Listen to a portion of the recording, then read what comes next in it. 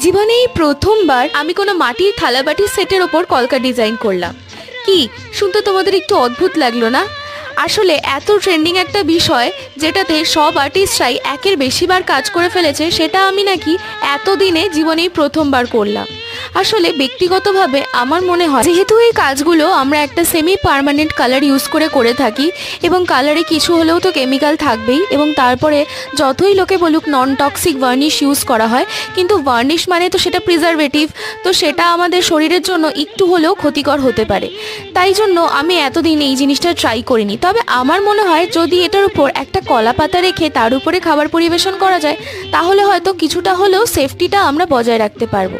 আর এই থালাবাটির সেটটা কিন্তু আমি আমার নিজের জন্মদিনের জন্য বানিয়েছি, শুধুমাত্র নিজেকে স্পেশাল ফিল করানোর জন্য। সত্যি বলতে এই কম্বিনেশনটা আমার তো দারুণ সুন্দর লেগেছে আর ভীষণ পছন্দ হয়েছে। তোমাদের কেমন লাগলো আমাকে জানাতে ভুলো না কিন্তু।